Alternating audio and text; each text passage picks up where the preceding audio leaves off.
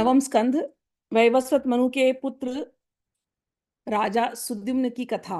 ये कथा नवम स्कंद में कुछ कुछ कथाएं बहुत छोटी छोटी कथाएं हैं। राजा सुद्युम्न की कथा पहले मैंने सोचा कि मैं ऐसी ही तेजी से ले जाऊंगी, लेकिन ये मुझे मन में डाउट था कि बोलूं या नहीं बोलूं ये कथा, क्योंकि बहुत सारे स्पीकर्स नहीं बोलते इस कथा को। मैंने देखा है नवे नवे स्कंद के कथाओं को तो बहुत ज्यादातर लोग बोलते ही नहीं है। ये जो कथा है लिया इसलिए मैंने, मेरे पास बहुत लोग, आज जमाना बदल गया है तो LGBTQIA+ कम्युनिटी के उस बहुत सारे बच्चे हैं, स्टूडेंट्स हैं, और कई बार कमेंट्स यूट्यूब के वीडियोस पे नीचे आया लिखा है लोगों ने कि हमारे पुराणों में क्या इनके रेफरेंसेस हैं। तो ये जो अभी जो मैं कथा कहने वाली हूँ, ये उस जिनके अंदर ऐसे हैं, मतलब भावनाएं जो कई बार स्त्री के शरीर में है लेकिन पुरुष जैसे हैं, कई बार पुरुष के शरीर में है लेकिन उनका सोच स्त्री के शरीर जैसा है। अरे कॉमन है, ये साइंस है। पहले इसको बीच में एक काल आया, इसको बहुत अटपटा माना गया, और कई बार तो कितने बच्चों के बाइबल उठाओ या पुराने काल उठाओ, कैसा पता चलता था तो उन बच्चों को या तो मार दिया जाता था या तो फिर उनको सोसाइटी से बाहर निकाल दिया जाता था। अभी का जमाना थोड़ा बदल गया है, हमारी इंडियन कॉन्स्टिट्यूशन ने इसको एक्सेप्ट किया है, लेकिन जिसको हम सेम सेम सेक्स मैरिज कहते हैं, अभी तक अलाउ नहीं किया। लेकिन बेचारे उन लोगों को रिकॉग्नाइज किया गया क्योंकि उनके अंदर जो साइकोलॉजिकली ये प्रॉब्लम होती है वो किसी से शेयर नहीं कर पाते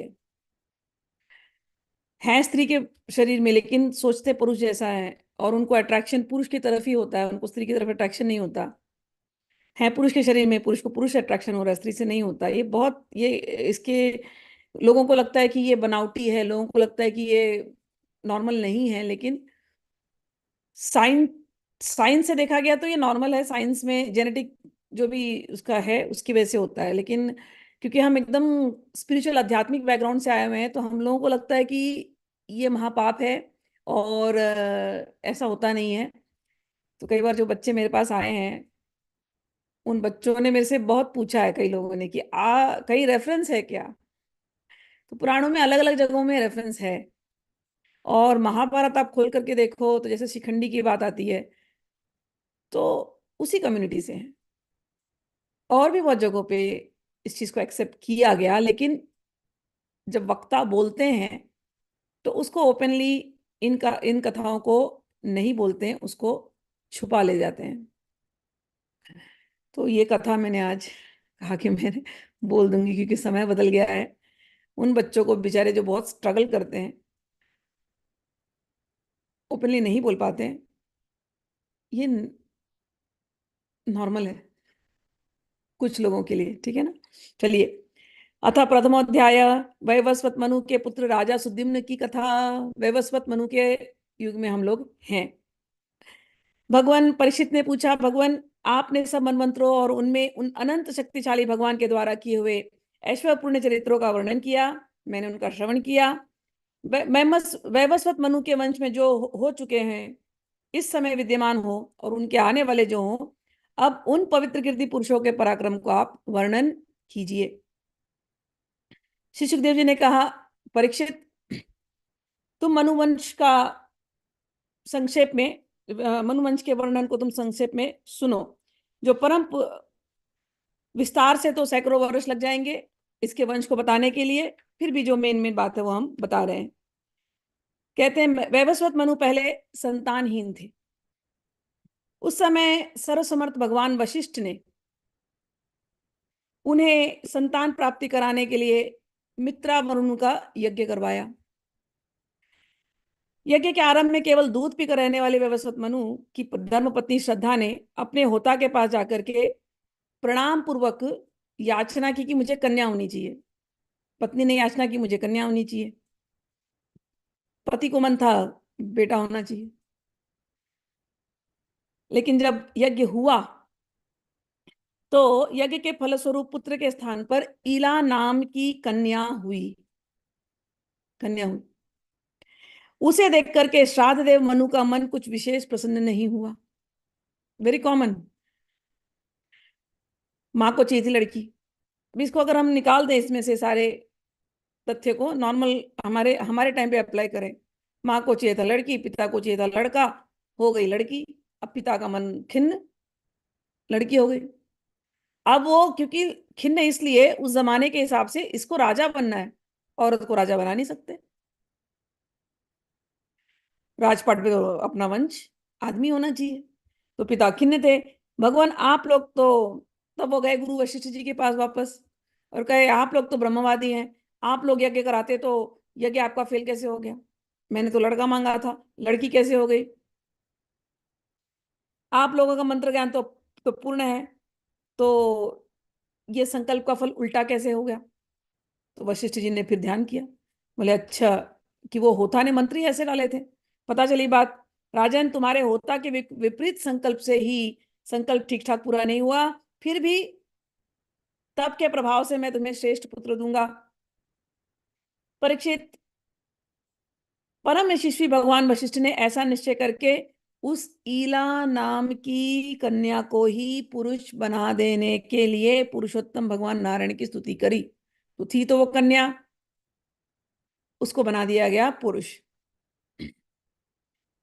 अब वो पुरुष के वेश में बेचारी कन्या से, अगर मैं उसको मॉडर्न कॉन्टेक्स्ट में डालना शुरू करूं, पुरुष स्त्री थी, स्त्री बचपन से लड़की थी, लेकिन उसको लड़के जैसे उसको पाल रहे हैं, पोस रहे हैं।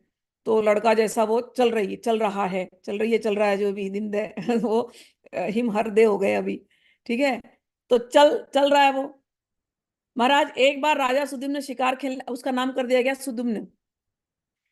अब राजा सुदीप ने एक बार शिकार खेलने के लिए सिंधु देश के ऊपर के घोड़े पर सवार होकर के कुछ मंत्रियों के साथ वन में गए। वीर सुदम्न चलते चलते, मतलब शिकार करते करते, मेरू पर्वत की तलहटी के नीचे एक वन में चले गए।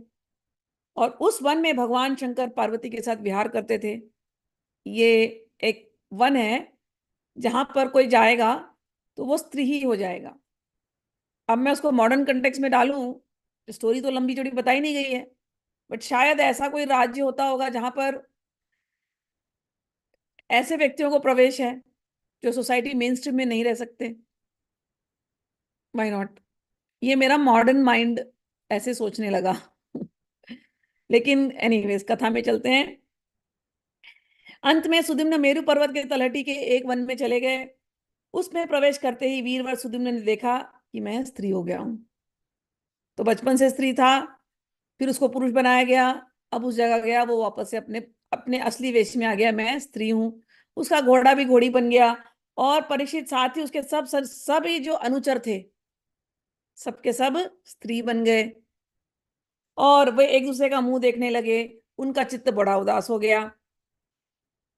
राजा परीक्षित ने पूछा, भगवान, उसमें ऐसा विषय, उस भूखंड में ऐसा विचित्र गुण कैसे आ गया? किसने उसे ऐसा बना दिया? तो यहाँ पर उन्होंने कहा कि ये शंकर जी ने कहा था कि इस क्षेत्र में, क्योंकि रानी माता पार्वती स्नान कर रही थी, किसी ने देख लिया, इसलिए उन्होंने कहा इस क्षेत्र में आने वाला कोई भी व्यक्ति, कोई भी पुरुष, यहाँ पुरुष नहीं आ सकता, यहाँ केवल स्त्रियां आ सकती हैं, या ऐसे पुरुष आ सकते हैं जो स्त्रियां बन जाती हैं। तो वो ऐसा ये भूखंड था, ऐसी वो जगह थी उस समय जब ये वहां पर स्त्री बनकर के प्रवेश किया उसने। अब सुदिम्न स्त्री हो गए थे, इसलिए वे अपने स्त्री बने हुए अनुचरों के साथ एक वन से दूसरे वन में विचरने लगे। और फिर वहां पर बुद्ध ने उनको देखा, शक्तिशाली बुद्ध ने उनको देखा, और बुद्ध को उनसे विवाह करने की इच्छा हुई। उस सुंदरी स्त्री ने भी चंद्रकुमार बुद्ध को अपना पति बनाना चाहा। इस प्रकार मनुपुत्र राजा सुदिम्न स्त्री हो गए। तो अब सुदिम्न स्त्री बन करके यहाँ पर बुद्ध के साथ, यहाँ पर वो पति पत्नी बन रहे हैं। लेकिन होने के बाद जब ऐसा हो गया तो उनको लगा अब जाऊंगा तो वापस कैसे, क्या किया जाए? फिर से उन्होंने अपने गुरु को याद किया, वशिष्ठ जी को। और फिर सुदिम ने की, अब जाकर के वशिष्ठ वशिष्ठ जी के सामने कन्फेस किया। मैं मॉडर्न डे में स्टोरी डाल रही हूँ, ओके, कि जाके कन्फेस किया कि गुरु जी, मेरी तो ये दशा है, मैं वहां गया था तो मैं स्त्री बन गया था, फिर बुद्ध को मुझसे प्रेम हुआ, लेकिन अब यहाँ आऊंगा तो मैं कैसे रहूंगा, अब आप बताइए, मैं मुझे सोल्यूशन दीजिए। तो उन्होंने सुद्दीम्न तो महाराजा गुरुदेव वशिष्ठ ने फिर एक सोल्यूशन निकाला। क्या? उन्होंने सुद्दीम्न को पुनः पुरुष बना दिया, और बना देने के बाद उन्होंने शंकर भगवान की आराधना की।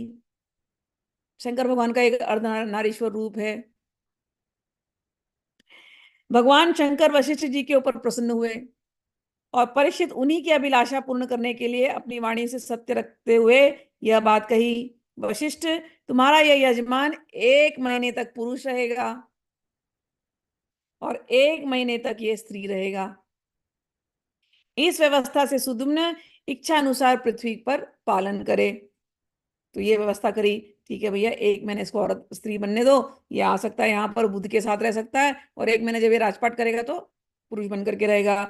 इस प्रकार वशिष्ठ जी के अनुग्रह अनुग्रह से व्यवस्था पूर्वक अभिष्ट पुरुषत्व लाभ करके सुद्युम्न ने पृथ्वी का पालन किया।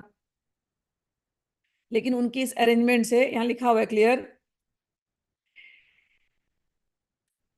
पालयामस जगति नाभयंदन स्मतम, प्रजा प्रजा को अच्छा नहीं लगता था कि राजा कभी आदमी बनता है फिर जाकर के स्त्री बनता है। यहाँ लिखा है, परंतु प्रजा उनका अभिनंदन नहीं करती थी, और इतना ही नहीं, उनके पिता को भी अच्छा नहीं लगता था। लेकिन ऐसे सुद्युम्न ने उधर जाकर के स्त्री बनते, यहाँ आकर के पुरुष बनते, इस प्रकार से उन्होंने राज्य किया। बहुत दिनों के वृद्धावस्था आने पर प्रतिष्ठान नगरी के अधिपति सुद्युम्न ने अपने पुत्र पुरुरवा को राज्य दे दिया, और स्वयं तपस्या करने के लिए वन की यात्रा कर दी। तो ये पुराणों का एक रेफरेंस जो लोग मुझसे मांगते हैं, ये मैंने आपको LGBTQ AI IA plus community का दे दिया। ठीक है।